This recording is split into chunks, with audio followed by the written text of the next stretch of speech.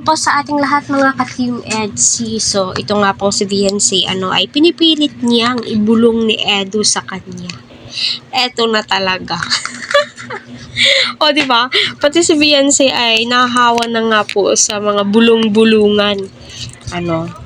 Sino ba nagsimula yung bulong-bulong na yan, So, tayo naman mga supporters, ay my God.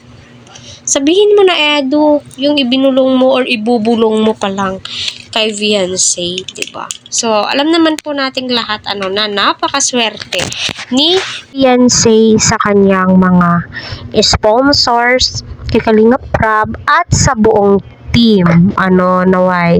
Patuloy po natin silang suportahan, mga kalingap. Huwag po natin skip ang kanilang ads para sa ganoon ay marami pa pong kababayan po natin.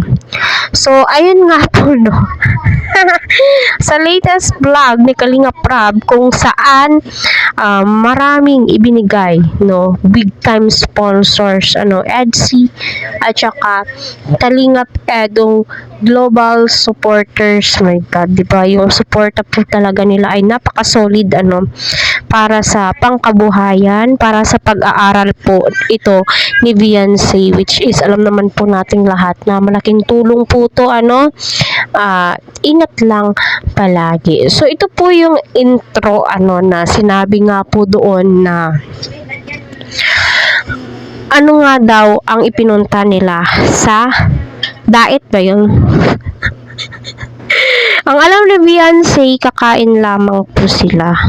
At expected na po mula noon ni Viancy na magkakaroon siya ng motor dahil nga po nag-canvas si Kuya Val. Pero hindi po nila alam na that time na po ibibigay yung motor. At my God, extended lahat, si Kalingap Edu na surprise.